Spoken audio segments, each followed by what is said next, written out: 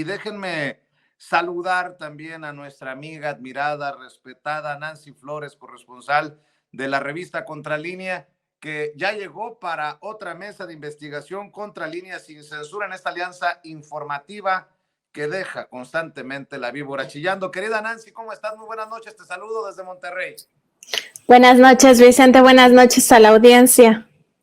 Oye, Nancy, pues hay varios temas ahí buenísimos. Por ejemplo, por lo de lo reciente de la nota de que Norma Piña no va a ir al Senado, pues hablemos precisamente de los fideicomisos en el Poder Judicial. Norma Piña dice que no hay condiciones para el diálogo y se baja de lo que ya parecía todo un hecho, su visita al Senado de la República, Nancy. Vicente, pues es que desde las primeras declaraciones estaba ella condicionando cómo tenía que ser este diálogo.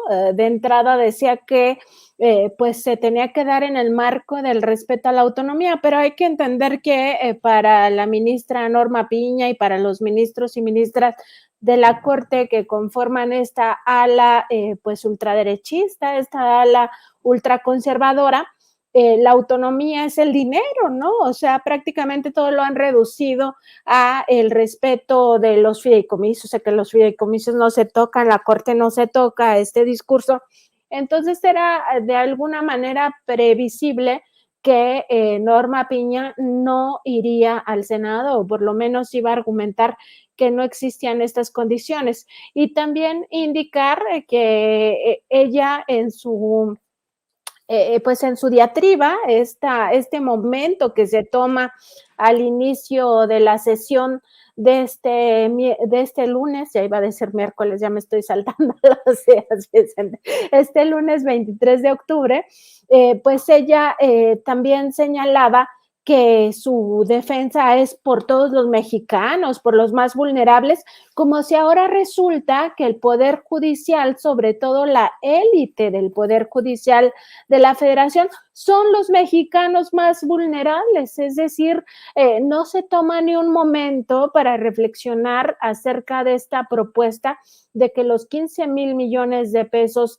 que se tienen para estos lujos, estos dispendios de la Suprema Corte, del Consejo de la Judicatura y también del Tribunal Electoral del Poder Judicial de la Federación, se destinen a estas becas, 2 millones de becas para niñas y niños en situación de pobreza que asisten a educación básica. Pues no, ni un momento, ni una reflexión, absolutamente nada. No hay nada tampoco en el sentido de reflexionar qué pasa con este abuso de poder de la Suprema Corte de Justicia de la Nación, del Consejo de la Judicatura y del Tribunal Electoral.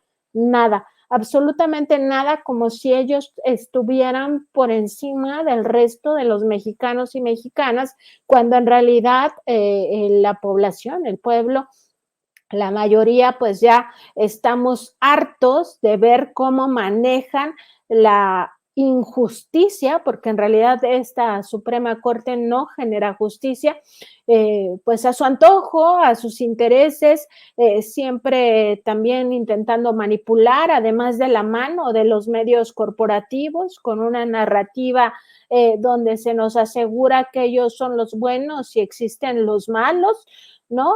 Y en realidad mintiéndole en la cara al pueblo de México, diciendo que ellos pues no tienen ningún beneficio. Pues no, ahorita no. El tema es cuando ya se retiren como ministros en retiro, de ahí van a obtener una, digamos, una pensión adicional a lo que realmente merecen. Ya de por sí se embolsan alrededor de 700,000 pesos mensuales, es una millonada del dinero del pueblo de México, como para todavía estarles dando más, o sea, la beca la quieren para ellos, Vicente, o sea, no quieren darle estos 2 millones de becas a niños pobres, a niñas pobres que están en educación primaria o en educación preescolar, y sí ellos asumir que necesitan una beca, O sea, si ya de por sí les estamos pues pagando lo que ni siquiera devengan, porque ahora resulta que ellos dicen que trabajan mucho, pues cuál mucho, si siempre están en sus vacaciones y además tienen pues estos horarios de que ni siquiera cumplen 8 horas, además lo hacen dañando al pueblo cuando sí empiezan a ejercer su función de interpretar la Constitución, lo hacen pues en perjuicio del pueblo de México, Claro. Vicente. Oye, Nancy, nada más por no dejar, ya salió a hacer declaraciones de esas a veces, eh, no extrañas, alucinantes es la palabra que estaba buscando Alejandro Rojas Díaz Durán, que es el senador de Morena, que es suplente de Ricardo Monreal, pero como Ricardo Monreal no está en el Senado, asumió el puesto, ¿no? Le están fallando los asesores a López Obrador. Los fideicomisos no son una bolsa para sacar el dinero y ponerlo a otra. Son para poder habilitar centros de justicia. Se necesita darle más dinero al Poder Judicial, no quitarle. Mejor escucho tus opiniones, Nancy. No, Vicente, pues, ¿qué te puedo decir? O sea, mira, viene de la misma corriente de Ricardo Monreal. Ya el pueblo de México también se manifestó en esta consulta para elegir a la coordinadora de la Cuarta Transformación, pues mandándolo al fondo, ¿no? Fue el último lugar Ricardo Monreal por todo lo que él al frente de esta senaduría había hecho y pues nada, es la misma línea, o sea, estos infiltrados. Hay que recordar que el propio presidente López Obrador ha hablado de cómo hay personas en posición de poder, en cargos muy relevantes, que en realidad están saboteando el proyecto de transformación que él encabeza. Entonces lo mismo pasa en el poder legislativo, o sea, esto no es privativo del poder ejecutivo. El presidente ponía el ejemplo en el caso Ayotzinapa, para indicar que pues de repente se habían activado ciertas áreas estratégicas para impedir que se judicializaran expedientes, particularmente el caso del ex procurador general de la República, Jesús Murillo Caram. Pero en el poder legislativo deberíamos de hacer exactamente el mismo análisis. ¿Quiénes en realidad son infiltrados de la derecha dentro de la Cuarta Transformación? Y este personaje que acabas de mencionar, pues solito se desenmascara como lo que es. Ahora resulta que no encuentra nada criticable en torno a los fideicomisos y que dice que al contrario, o sea, habría que darle más de los 80,000 millones de pesos que están solicitando, lo cual es una locura, sobre todo si tenemos en cuenta que este poder judicial corrupto, podrido, en realidad está sirviendo para sacar a la calle a los criminales de cuello blanco o del crimen organizado. O sea, cada 15 días el subsecretario de Seguridad Pública, Luis Rodríguez Bucio, nos da una idea, una dimensión de hasta dónde llega lo podrido de este poder judicial, con casos tan lamentables que ha mencionado ahí, particularmente el caso de Genaro García Luna, o el de Tomás Herón de Lucio, o el de Emilio Lozoya Austin, o el del abogado de Los Salinas, Juan Ramón Collado, abogado también de Peña Nieto. En fin, o sea, cada 15 días hay un cúmulo de expedientes de la Corte por los cuales a los propios juzgadores se les debería de sentar en el banquillo de los acusados, revisarles ya de una vez por todas sus finanzas personales, revisar cómo han, pues eso, acumulado riquezas inexplicables y de ahí, pues revisar también a ministros, ministras, consejeros del Consejo de la Judicatura Federal, a los propios magistrados del Tribunal Electoral del Poder Judicial de la Federación, porque pues no rinden cuentas a nadie. Entonces, ¿qué te puedo decir, Vicente? Pues que es una muestra más de que también en el Poder Judicial tenemos a estos infiltrados que claramente están viendo por intereses conservadores, por intereses corruptos. O sea, ¿por qué no habla de la corrupción? ¿Por qué no dice de qué se tratan estos 13 fideicomisos que se van a eliminar, que se van a extinguir? ¿Por qué no habla del fondo, Vicente, que es este manejo pues abusivo de la Suprema Corte de Justicia de la Nación sobre los recursos públicos, de la propia judicatura y del propio Tribunal Electoral? Y para cerrar este tema o este corte, mi querida Nancy, ¿qué piensas de esto que incluso también critica el presidente Andrés Manuel López Obrador, que uno de los ministros que él postuló, Juan Luis González Alcántara Carrancá, participó en esta marcha por los privilegios? Por cierto, ¿cuántos miles de trabajadores del Poder Judicial y no salieron todos a marchar? Pues uno entendería que si son tantos miles de trabajadores que podrían verse afectados por extinguir los fideicomisos, saldrían todos, todititos, cada uno de los trabajadores del Poder Judicial a defender sus derechos. Pues no. Todo parece indicar que han quedado a deber con la marcha. Llama la atención que también haya marchado el exministro José Ramón Cosío, y que un magistrado, Reyes Rosas, que fue orador de la marcha a favor de los fideicomisos, fue uno de los que liberó al fiscal de Morelos, Uriel Carmona. Puro personaje, mi querida Nancy. Vicente, y fíjate, en el caso del ministro González Alcántara Carrancá, pues decir, el propio presidente ya lo ha mencionado en otras ocasiones como uno de los dos que traicionan al movimiento de transformación, en el sentido de que llegan a este cargo tan importante como es ser ministros y ministras de la Corte por, pues eso, por la invitación que les hace el propio presidente y porque el presidente lo sugiere en las ternas al Senado de la República. Y no solo es González Alcántara Carrancá, también es Margarita Ríos Farjat. Ambos, inmediatamente que asumen el cargo, se unen a estos grupos conservadores dentro de la Suprema Corte de Justicia de la Nación, se quitan las máscaras, pues ahí sí ya con el sueldo multimillonario, ¿no? Con todas las prebendas de por medio, con todas además las oportunidades para generar estas acciones leguleyas o acciones legaloides donde se daña al pueblo de México y se beneficia a grupos de intereses creados o a grupos de poder, lo cual los va colocando en una especie pues de pues, como de comitiva, ¿no? De estos grupos poderosos que en realidad no ven por el bien del pueblo. Entonces, en ese contexto se da que este es el único ministro en funciones que va a marchar con un cinismo impresionante, ¿no? Porque en vez de ya cumplir con la Constitución y no ganar más que el presidente de la República, en realidad va a pues defender los privilegios que en un futuro le van a tocar.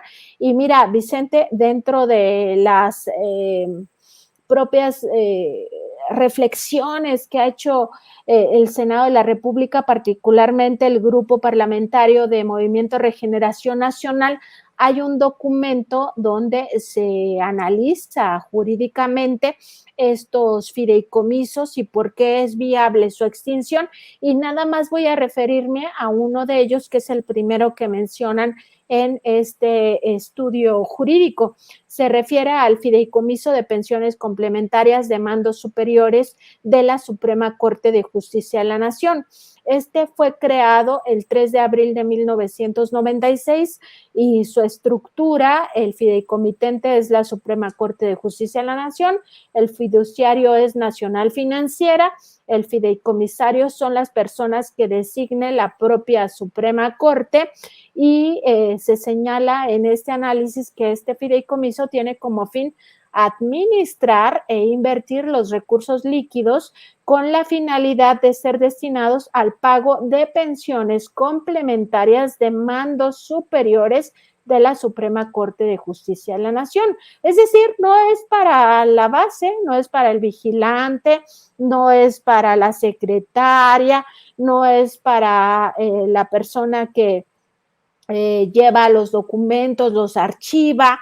No, no, no, esto es para ministros y ministras en retiro, es de ahí para abajo los mandos altos de la Suprema Corte de Justicia de la Nación, es decir, quien estuviera en el cargo de oficial mayor, quien estuviera en el cargo de director de derechos de recursos humanos, etcétera. Y son pensiones complementarias.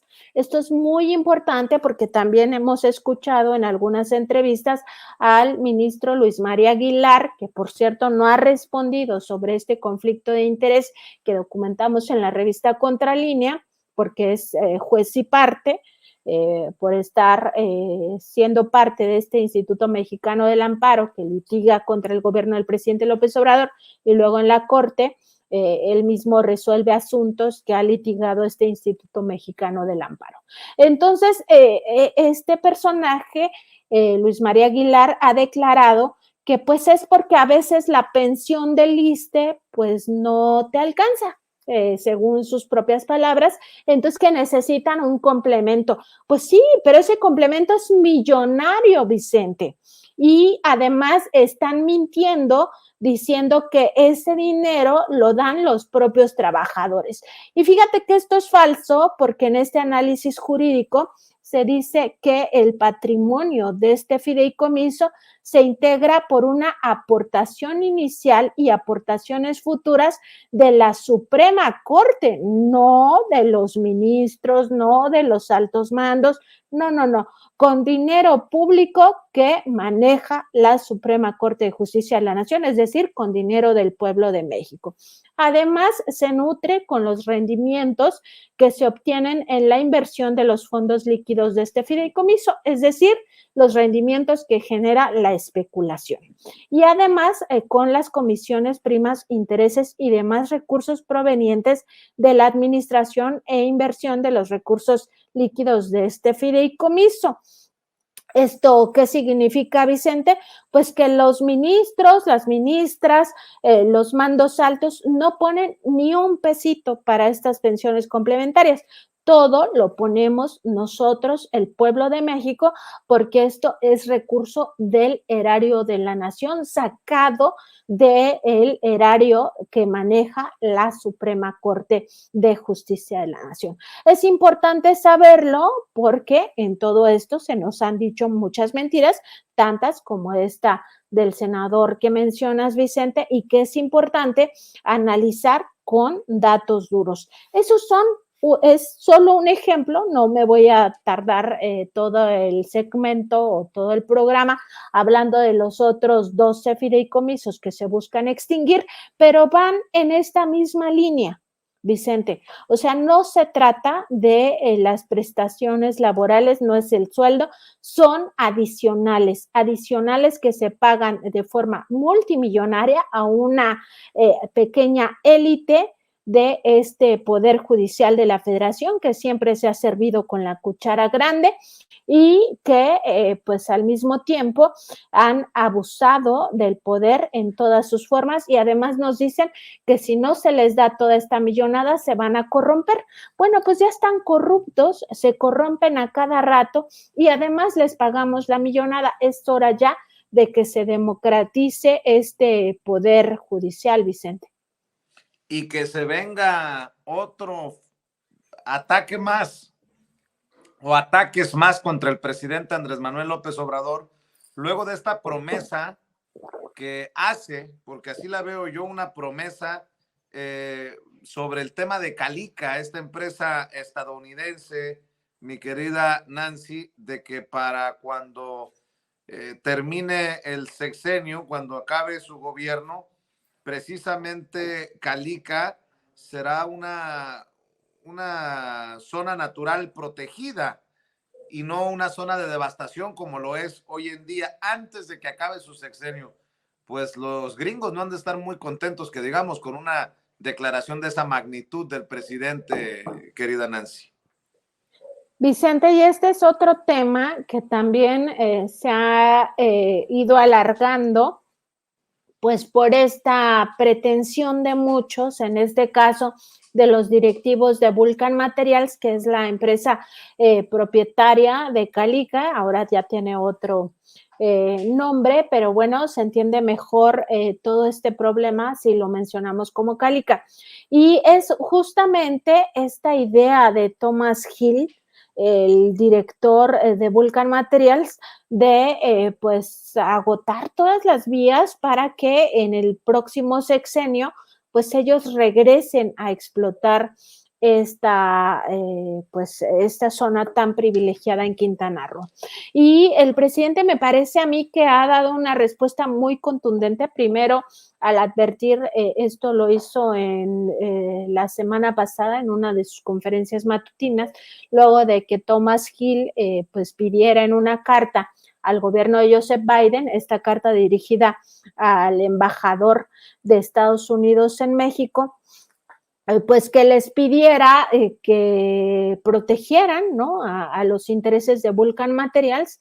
Y entonces el presidente López Obrador lo que les responde es: esto se va a concluir, es decir, se va a resolver en este sexenio. No piensen que se va a trasladar el problema al próximo sexenio. Y entonces ya hace la advertencia, dice, se va a volver a abrir la puerta del diálogo con ellos, pero que sí tengan claro que si ellos no aceptan el recurso, se va a emitir un decreto presidencial donde se declara área natural protegida.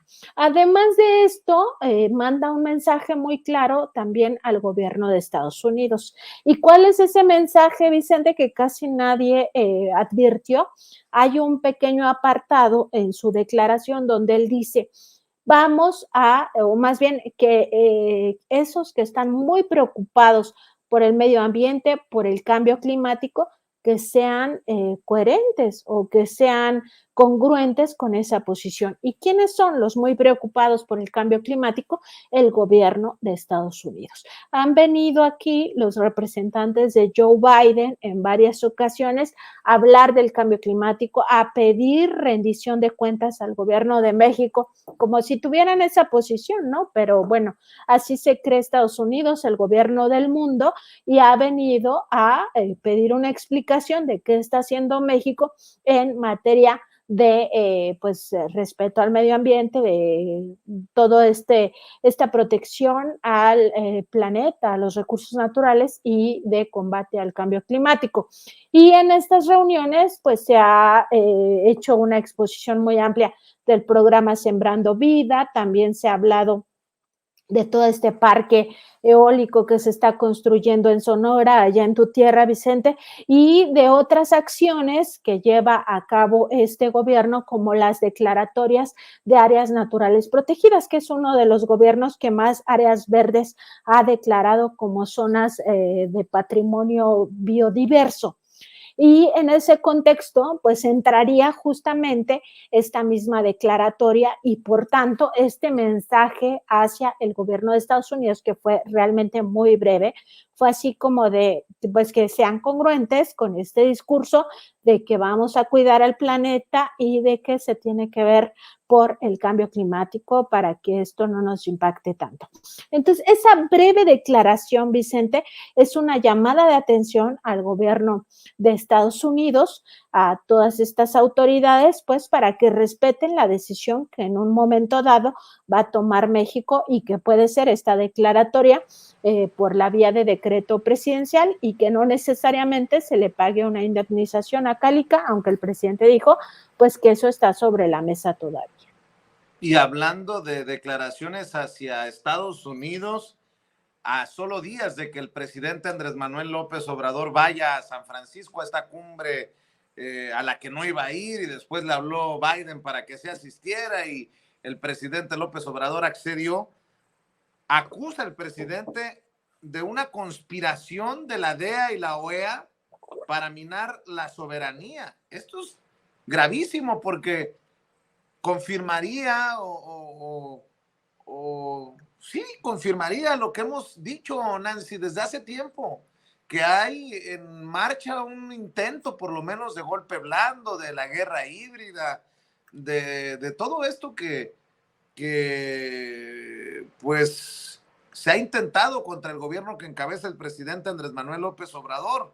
Acusó de contar con evidencias de que en el caso Ayotzinapa se buscó hacer un juicio sumario contra el ejército para socavar la soberanía nacional y que detrás de esa conspiración está la DEA. Advirtió que en las investigaciones de la desaparición forzada de los 43 estudiantes normalistas rurales de Ayotzinapa, ocurrida el 26 de septiembre de 2014, ha habido intervenciones indebidas de la Organización de Estados Americanos, la OEA, que dirige todavía Luis Almagro, de la Comisión Interamericana de Derechos Humanos, del exfiscal especial de la Fiscalía General de la República para el caso Ayotzinapa, Omar Gómez Trejo, de una de las integrantes del Grupo Interdisciplinario de Expertos Independientes y de organizaciones de la sociedad civil filopanistas. Ellos ya traían consigna de ir sobre el ejército, así, con un juicio sumario, estoy citando, y ocultar los hechos y que nunca diéramos con lo que realmente sucedió, dijo el presidente Andrés Manuel López Obrador ya en una pasada mañanera. Pero esto de la conspiración, insisto, Nancy, habla de la mano extranjera que pues no está contenta con el presidente Andrés Manuel López Obrador. Y que ambas, digamos, instituciones, por un lado la DEA, que es esta agencia antidrogas, y por otro lado la propia Organización de Estados Americanos, Vicente, pues no sería la primera vez que se le señala por su intervencionismo. Estas dos instancias o instituciones pues han tenido una trayectoria muy cuestionable en torno a países progresistas, a cómo se manejan. Y en este caso, el presidente López Obrador pues sí hace un señalamiento muy duro, muy, muy fuerte. Esto ocurrió en la conferencia del 19 de octubre pasado y me parece a mí que no se toma muy en serio estos señalamientos del presidente, un poco por los intereses que se mueven también en los medios corporativos, pero que es una nota de verdadero escándalo, Vicente, porque un presidente de un país que fue electo democráticamente con más de 30 millones de votos, está diciendo en el 5º año de su administración que un crimen de esta naturaleza ha sido utilizado, o más bien la investigación de este crimen ha sido utilizada para pues golpear, para de alguna manera dañar o minar a una institución como es la Secretaría de la Defensa Nacional. Y yo creo que mucho también de la falta de foco en este tipo de declaraciones del presidente López Obrador tiene que ver también con el hecho de que pues muchos le endilgan al presidente pues esta mano militar, ¿no? De estar utilizando a los militares absolutamente para todo. La diferencia es que no los utiliza para masacrar al pueblo de México, nada más. Esa es la diferencia entre él y Felipe Calderón, ¿no?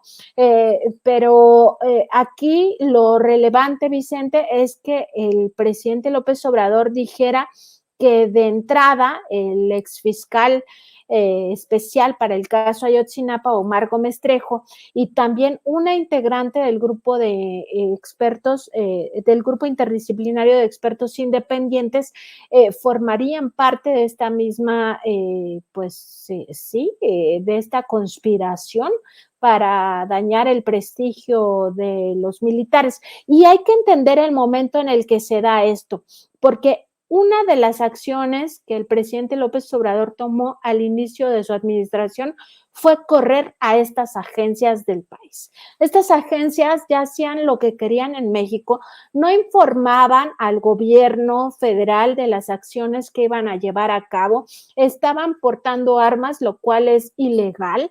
En México no se permite que autoridades extranjeras vengan a hacer operativos armados a nuestro territorio, eso es violatorio totalmente de la soberanía, y había 14 agencias, entre ellas la DEA, la CIA, la ATF, entre otras, que estaban haciendo operativos ya en territorio, que ellas encabezaban los operativos y que de vez en cuando le avisaban a las autoridades mexicanas. Y además, con una clara intención de siempre deslegitimar a nuestras instituciones. Esto sí existía cuando hablaban mal de la milicia o de la propia Marina o que solo le tenían respeto a la Marina y no al ejército, etcétera. Eso va minando la fortaleza de las instituciones. Y para bien o para mal es la defensa que tenemos. O sea, nosotros como país soberano tenemos un ejército, tenemos unas fuerzas armadas cuyas instituciones son la Marina, la Sedena y ahora la Guardia Nacional. Entonces, esta acción que toma el presidente López Obrador al inicio de su gobierno de expulsar a estas agencias enoja mucho al gobierno de en ese entonces de Donald Trump y luego al gobierno de Biden, porque ellos lo que quieren y todo este tiempo han estado pugnando por ello es que sus agencias regresen a México a operar como si en México no tuviéramos la capacidad de generar nuestra propia inteligencia. Entonces, en ese marco, el presidente López Obrador indica se amafiaron la OEA con la DEA y a través de la Comisión Interamericana de Derechos Humanos, que es la que proporciona a este grupo de expertos interdisciplinarios, que es la que los elige y los manda a México, y la misma OEA o de ahí de la Comisión Interamericana sale el fiscal para el caso Ayotzinapa, dice el presidente, ya traían esta consigna de acusar como en juicio sumario al ejército mexicano. Es muy grave, es importante estar leyendo este tipo de datos que va dando el presidente López Obrador, porque en ese mismo contexto venía diciéndonos en otras conferencias previas que había estos infiltrados dentro del gobierno y además de hablar un poco de esta conspiración, días previos a esta declaración ya más fuerte que hizo el 19 de octubre, había hablado que incluso la ex titular de esta Comisión Nacional de Búsqueda era parte de esos personajes infiltrados dentro del gobierno que operan como células dormidas y que ahora con este futuro cambio de gobierno que ya estamos viviendo prácticamente en estos meses, desde hace unos 4 meses empezamos a vivir toda esta vorágine, aunque todavía oficialmente no estamos en las campañas por la presidencia de la República, pero como ya estamos en este proceso de transición y ellos quieren regresar a seguir saqueando nuestro país, es decir, los grupos conservadores, los grupos de derecha, sobre todo los grupos empresariales quieren regresar a saquear al país desde el gobierno.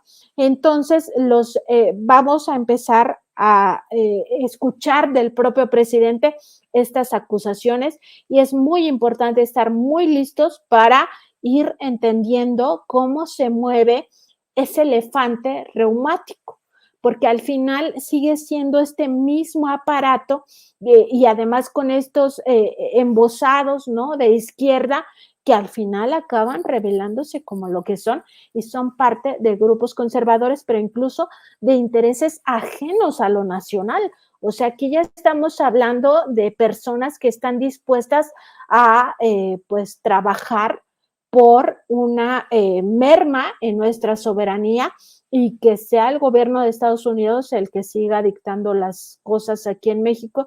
Afortunadamente en todo este sexenio no lo han podido hacer, pero ya los teníamos metidos hasta la cocina en el sexenio de Peña, en el sexenio de Calderón, en el sexenio de Fox, en el sexenio de Cedillo.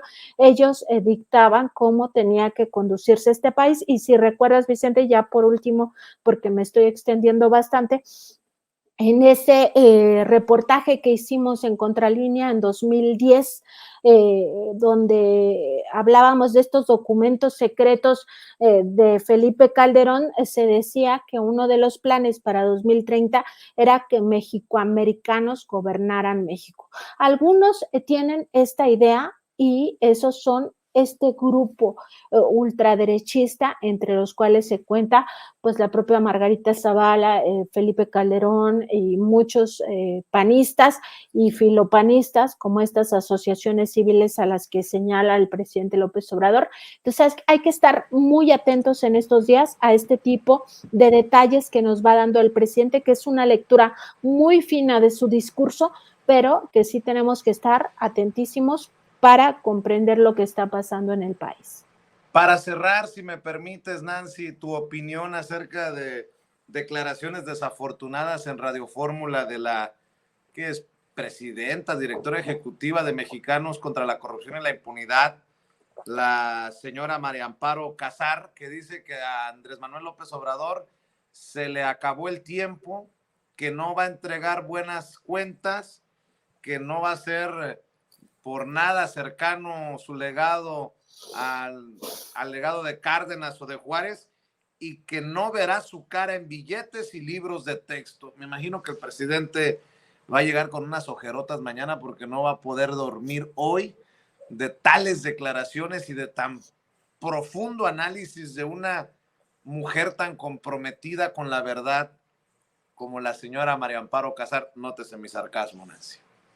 Pues venimos hablando, Vicente, de los intereses estadounidenses y cómo intentan imponerse en México, y recordar que a Mexicanos contra la Corrupción e Impunidad le paga el gobierno de Estados Unidos por este tipo de narrativas, por estos discursos. Uno de sus principales financiadores de Mexicanos contra la Corrupción, el cual preside María Amparo Casar, y que su presidente fundador es Claudio X González Guajardo, y eso no se nos debe olvidar, este líder moral del PRI, del PAN, del PRD, y que le ha estado rogando también a Movimiento Ciudadano porque se defina por Xóchitl Gálvez, pues es claro la motivación que tienen. El principal financiador es el gobierno de Estados Unidos. Eso está probado. Nosotros tenemos las facturas, Vicente, que se pueden mostrar para recordar, para tener memoria de quiénes son estos personajes.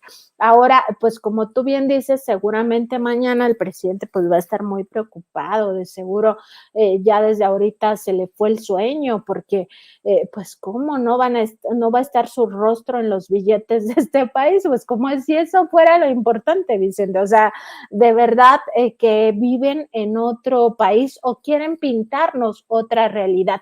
¿Cómo se explica entonces esta señora que el 70% o más del pueblo de México respalde al presidente López Obrador? Por supuesto que en eso no se mete. Pero además, otro dato importante, Vicente, que tenemos que tener en cuenta cuando hablamos de Mexicanos contra la Corrupción e Impunidad, es esto que ya advertíamos desde hace tiempo, de cómo se manejan estas organizaciones, que son las que precisamente el presidente López Obrador identifica como filopanistas. Un breve paréntesis, recordar que María Amparo Casar fue coordinadora de asesores de la Secretaría de Gobernación en el sexenio de Vicente Fox, cuando en la Secretaría de Gobernación estaba Santiago Krill Miranda. Al frente de esta, Santiago Krill, el que ahora va a litigar por los fideicomisos de la Corte, que va a meter esta acción de inconstitucionalidad, etcétera. Cierro el paréntesis. Esta organización, Mexicanos contra la Corrupción e Impunidad, cuando empieza el sexenio del presidente López Obrador, su brazo jurídico empieza a litigar todas las obras importantes. Empieza a meter amparos contra el Tren Maya, a meter amparos contra la refinería Dos Bocas, contra la cancelación del aeropuerto de Texcoco, mete amparos contra el aeropuerto de Santa Lucía, y después se dan cuenta que están cometiendo un error, porque esta misma organización es la que acaba haciendo este tipo de juicios, ¿no? Entonces, ¿cómo iban a decir que el Tren Maya fracasó, que el aeropuerto de Santa Lucía fracasó, que era un mejor proyecto el aeropuerto de Texcoco o que la refinería Dos Bocas está fracasando. ¿Cómo iban a sostener un discurso de esta naturaleza si al mismo tiempo ellos eran los saboteadores? Entonces se dan cuenta que esto no va a funcionar de esta manera y analizan y cambian su estrategia. Entonces separan esta área de litigio estratégico de Mexicanos contra la Corrupción e Impunidad y crean el Consejo Nacional de Litigio Estratégico, donde por cierto también está el exsecretario de Gobernación Fernando Gómez Montt Urueta, quien pues estuvo una buena parte del sexenio calderonista en este cargo y que nunca se dio cuenta que García Luna estaba implicado con el cártel de Sinaloa. Entonces rompen o más bien separan estas dos áreas y Mexicanos contra la Corrupción e Impunidad se queda haciendo sus disque investigaciones periodísticas. Y digo disque porque ya también hemos revelado pues código de antiética donde Mexicanos contra la Corrupción e Impunidad permitía el chayo. Una vez que lo revelamos en la revista Contralínea en mayo pasado, cambian su código de ética para ya prohibir el chayo, pero pues como ya lo hemos dicho en otras ocasiones, uno no se vuelve de la noche a la mañana en ético. O eres corrupto o eres ético. Entonces, un corrupto no puede decir de la noche a la mañana, ya no voy a recibir chayo y entonces ya soy ético por arte de magia. Y además, otro elemento que tenemos que tener en cuenta es la millonada que reciben. No solo es el gobierno de Estados Unidos el que financia a Mexicanos contra la Corrupción e Impunidad, también está Kimberly Clark metiéndole millones de pesos a esta asociación civil y con ello evadiendo el pago de impuestos. También está la Fundación de Diez Morodo, la Fundación Maelba, la Fundación Calus, estaba también ahí Alejandro Martí, este empresario que ya se murió, metiéndole dinero a través de su asociación civil y esta millonada le sirve pues para pagar lo que ningún medio de comunicación en el mundo paga por supuestos reportajes. Estamos hablando que hasta 3 millones de pesos pagan por trabajo cocinado. Y esto es muy evidente, Vicente, porque en el mundo las reflexiones de los propios teóricos del periodismo es sobre la precarización del trabajo periodístico. Un freelance en México sabe que si bien le va por un reportaje le pagan 20,000 pesos. Y eso si bien te va, o sea, la norma es 5,000 pesos por trabajo. Y estos pagan 3 millones por trabajo, Vicente.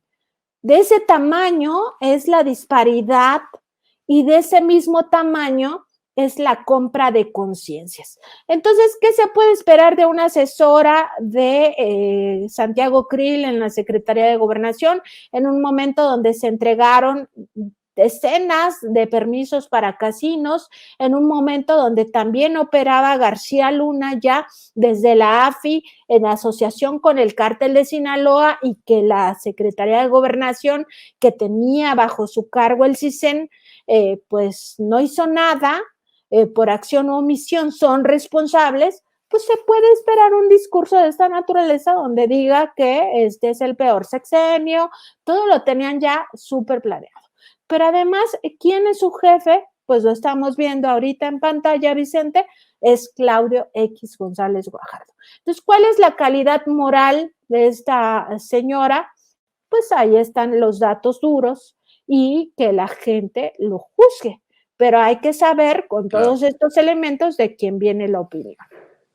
Definitivamente. Oye, querida Nancy, ¿por qué no cerramos invitando a la audiencia de Sin Censura a los esfuerzos que están realizando ustedes desde las trincheras de Contralínea? Amor con amor se paga, Nancy.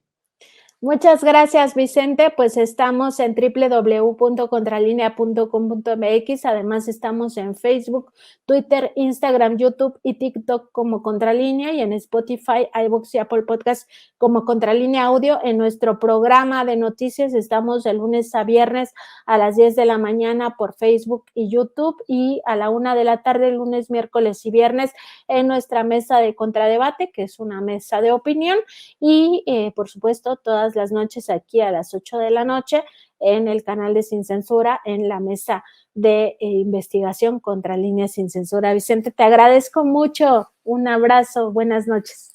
Espero que ya mañana en los estudios los pueda saludar en otra mesa de investigación Contralínea Sin Censura TV, a ti y al maestro Miguel Vadillo. Por lo pronto, que pases excelente noche y muchas gracias, Nancy. Allá nos vemos, Vicente. Buenas noches. Buenas noches. Bueno,